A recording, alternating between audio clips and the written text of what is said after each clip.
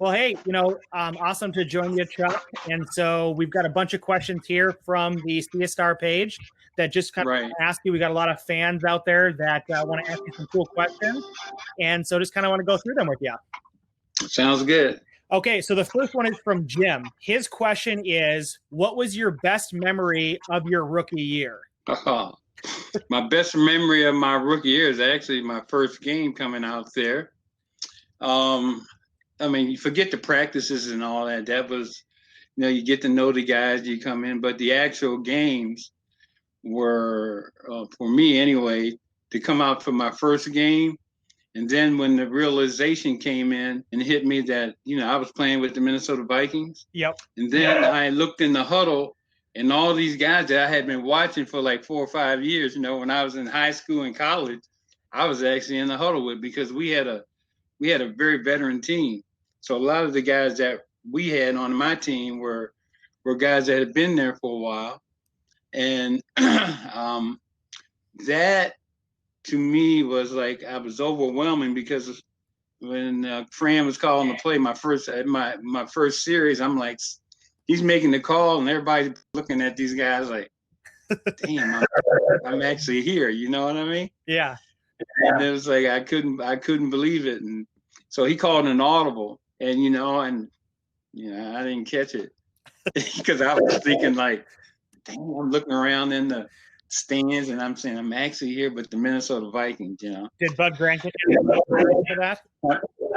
No, but when I came back to the huddle, they said, okay, now you ready to play with the big boys now? I'm like, are you over this thing? And I'm like, I'm sorry. And then from that point on, I was okay. Awesome. Okay, so we've got a question from John. His question was, so you're known for obviously the great spin moves. Right. Your nickname is the Spin Doctor. So when did you start doing that? Did you start implementing that into your running style, or did it kind of just come naturally? Like, was it high school, college? Where did kind of the spinning come from, and how did you start? Well, first of all, I'm from Maryland. Mm-hmm. Basketball is a big game on the East Coast. You know that. So I was a big time basketball. I mean, I had more scholarships to play basketball than I did football. But back in my time growing up, there was a guy by the name of Earl the Pearl Monroe. And Earl the Pearl Monroe played they were the Baltimore Bullets at the time. Okay. Now they're the Washington Wizards. But the Earl the Pearl would come down, and we all tried to emulate him. He had this spin move. And so we all, that's how it all started for me, because when you come down, you spin the ball and go take your jump shot and stuff like that. And, it was a heck of a move, and it came natural to me. But I remember, of course, I did it once or twice in Miami. You got to remember, I was a running back, wide receiver, cornerback. I played them all. So I never really got to settle into one position. So, but anyway, we were playing against the Houston Oilers up here my rookie year. And, I got the ball and I saw a space over here out of my peripheral thing. Yep. And I knew where I wanted to go, but I'm like, man, how am I going to get there? And then I said, then all of a sudden I just broke down in that spin like I did like a basketball. The guy was going past me and I was coming behind him going the other way. And that was the first time I did it. And of course, some of my teammates were saying, what are you doing, man? You're not going to last long doing that kind of stuff. And I'm like, well, then I'm just not going to last, because that works. And so that's when it first started. And then I kind of had to, you had to watch when you did it. The one thing you didn't want to do was to get in the middle of that spin when somebody's coming right at you, because one of the things about the spin move is that it worked better against the guys that were the most aggressive. Yep. So they coming right at you, then you could get them going that way. You can come behind them. A lot of guys that were aggressive, but controlled aggressiveness. It really didn't work that well for them, but I already studied the film and I knew who was who and when I could and when I couldn't. So I kind of perfected that thing. And of course, Lamar Jackson made it popular again this year. So, but that's my stuff. Exactly. Well, that's actually kind of a good segue too. Kind of even a follow-up question for that is, we're talking about the spin move. We're talking about, Right. The nickname, the spin doctor. So when did you actually get labeled the kind of the spin doctor? When did that start sticking? I don't know. It came out. I don't know who it was. It was a fan that did that. Oh, cool. And yeah, I didn't start it at all. I'm like, so I was signing autographs somewhere one day, and this guy, hey, spin doc. I'm like, that's what I'm like, what's that? He's, yeah, you the doctor of spin. And I'm like, okay, I'll take that. And so that's how that came about. And then it caught on somehow, and then became one of my patented moves and stuff like that when I was playing. And that's how I got started, and that's how I became the spin doctor. That's really cool. Yeah, I actually sent Lamar Jackson one of my spin doctor T-shirts, and I said to him, "The original spin doctor." So love it. You got to teach the young guys, where it all came from. Yeah, right.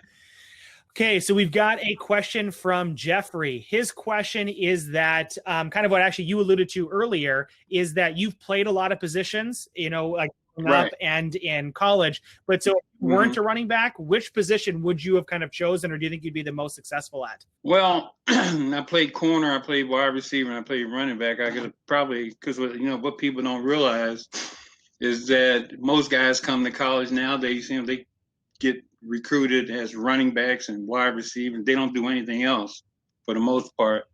Me, when I got drafted, when I sat down and talked to Jim Finks, he was the general manager at the time. He was saying, well, we know you can run, you can do all these different things. Now, where would you prefer playing? What position? And he said, you want to play corner, you want to play wide receiver, you want to play running back. And I just thought about it, and I said, well, look, I like touching the ball, so hey, why not running back? Because I figured if I couldn't do it there, I knew I could play the other positions for sure. Yeah. And so I chose running back, and probably the only player chosen in the first, I was the 12th player picked in the draft. And I'm here to say that I don't think there's been another player drafted that could have chosen another position to play when he went to that team, because most teams draft you for a need. Yep. And and so that doesn't really happen. But I don't think there's been many that been drafted and then they come to ask you, oh, where do you want to play? In my opinion, I could have played them all. No, that's really interesting. What's also kind of nice too is obviously with you being and Jerry Burns and the old Vikings kind of being the foundation to kind of what we know as the West Coast offense, a lot of throwing to running backs or whatever. So I think it's awesome that you got to kind of, mix that into there and kind of create something that really hadn't been done too much prior to that. Well, back in my time, they called it the West Coast offense, but it's really the purple offense. That was what we called it. And, I was told when they came to me and they told me what they wanted to do, they were saying to me, well, when we implement this offense, you're definitely going to be the best. Unfortunately, you're not going to be recognized as the best because the things that you're going to be recognized for just your running, not your receiving yards. And see, people don't realize I'm a fullback. I didn't play two-back or the running back position. I'm a fullback position. I ran it, blocked, catch, and did all that. And that kind of changed the way fullback position play because they don't play it. I don't know of any fullback that's done it that way. But but everybody, Chuck Foreman run. No, man, I was fullback. I got the short yards. I went for the long yards. I caught the ball. I did it all. Oh, good point.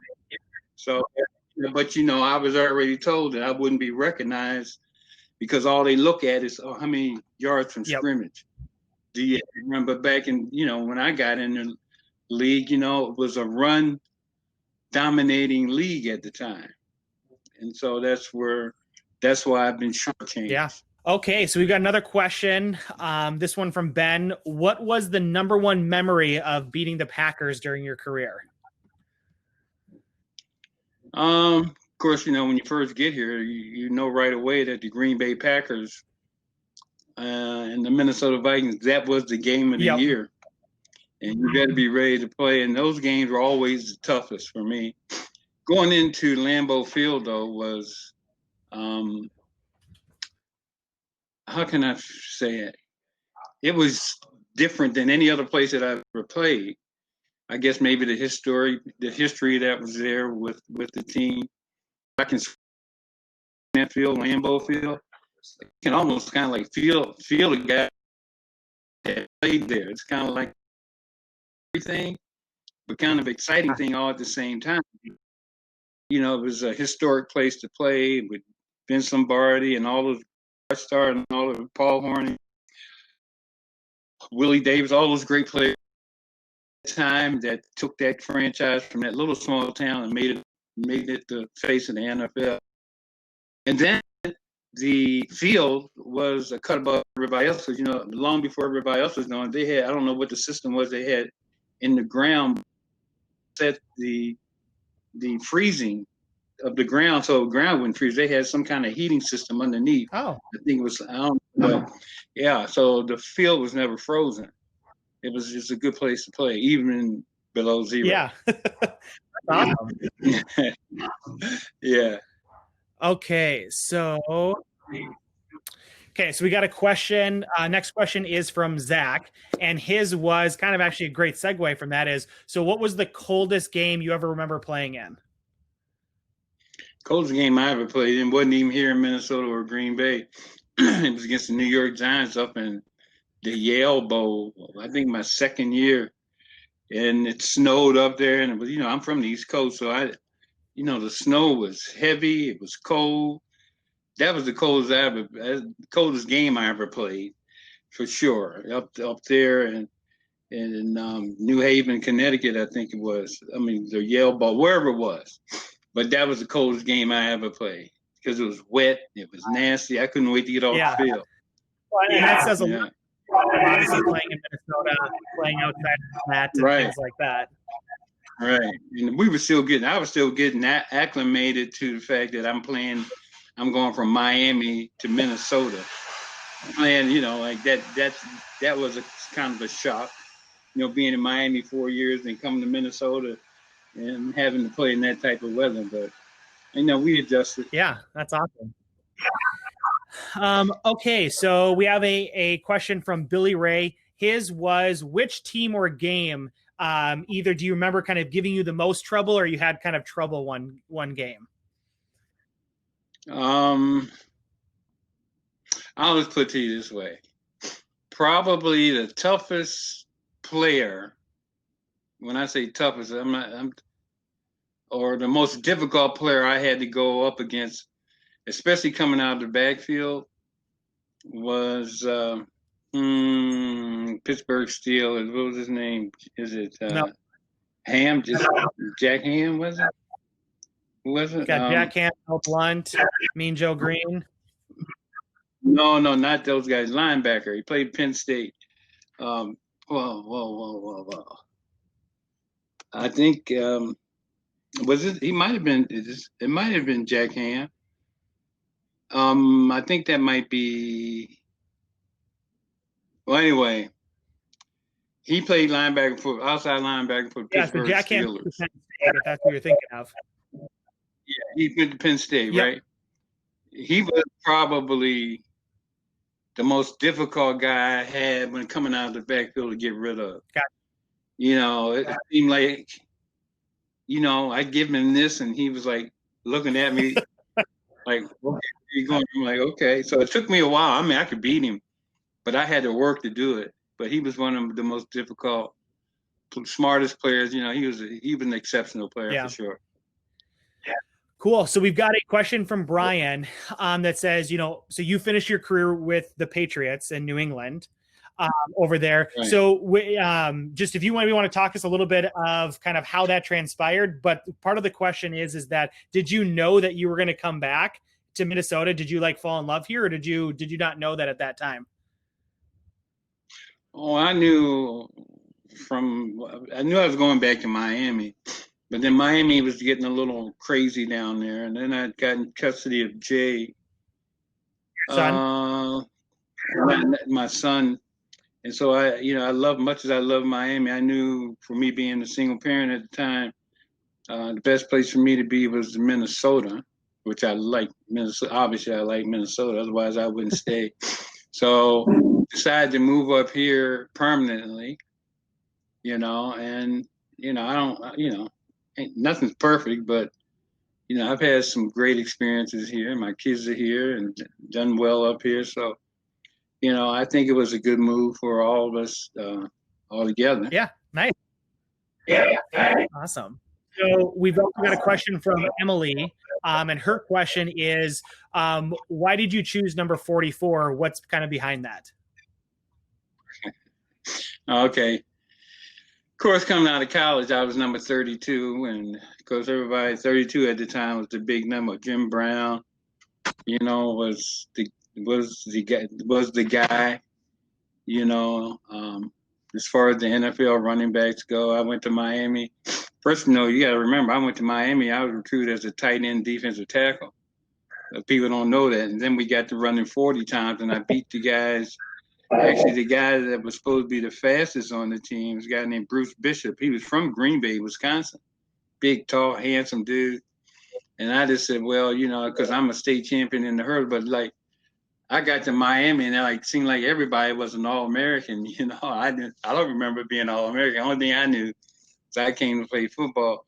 But anyway, we got there. We were doing 40s, and I just said, well, because my high school track coach is a guy named Jack Griffin, who was the head woman's track coach for the Olympic team, or the women's Olympic team, and he was my coach. And he always said to us, he said, look, we don't care. When it comes to running or getting out, you got to get out of the blocks and, whatever it is, you don't ever say never. And so he says, you always jump on the fastest guy first to see what they made of.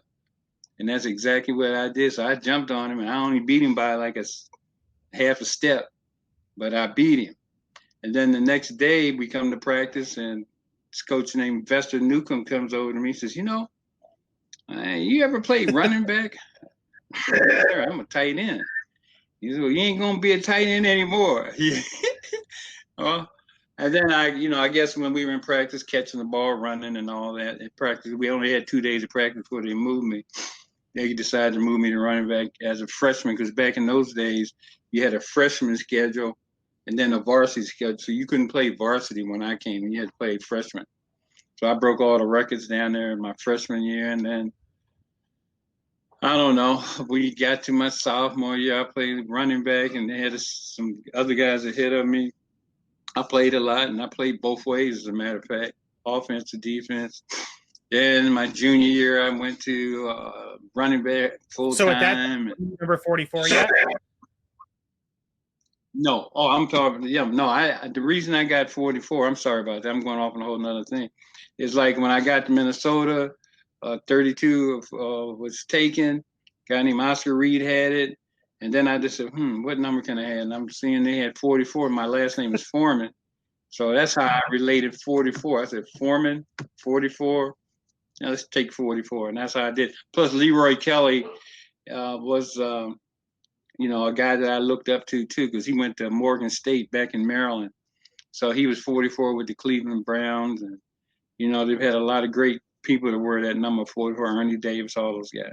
Larry Zonka at college. So, that's awesome. Okay, right. So we've gotten a lot of questions about kind of the Hall of Fame, and I know you've kind of talked about that.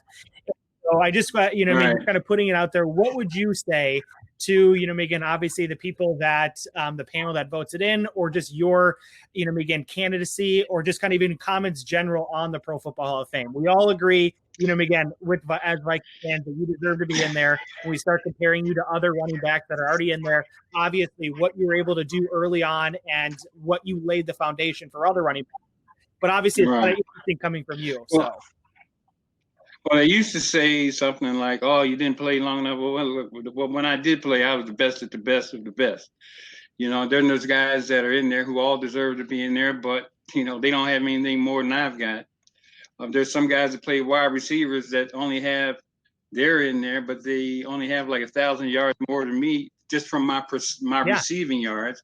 Then when you look at my touchdowns, I got like 20 more touchdowns than they have. And so I don't know the how they pick and choose who's in the Hall of Fame. I used to hear that. I didn't play long enough, as I said. But, I sure as heck played long enough to make a big impact. And there's guys in there like Gale Sayers. You got guys in there like, what's his name, Davis from Oakland. From Denver. You got a lot of guys in there. They certainly deserve to be there. But hey, if they there, I deserve to be there. So, but I think your team has to be behind you. Gotcha. No more said. So, everybody else knows that. And, and I'm not sitting here complaining, because let me tell you, you can look at, as far as my career goes, I know, that there were a lot of guys that's good, but not a whole lot better. That's all I know, as good, but, my style, my talents are kind of like being underappreciated for what I did back in the day when the runner was, in fact, the run game was the main ingredient of your offense. Whereas when I came in, we incorporated the runner as a receiver. And that part of my game is like thrown out the door and not even considered, when it comes to the Hall of Fame. Oh, he don't have for so many yards. I said, well, wait a minute. You put all that stuff together. You put in game impact plays, all those different things. And you can, you can't, from my perspective and my way of thinking, well, how can you not give a guy credit for being, or what one guy said that revolutionized the position. I'm talking about, I played fullback, and I'm here to tell you, I don't think there's been another fullback to run it and catch it and do all the things I did.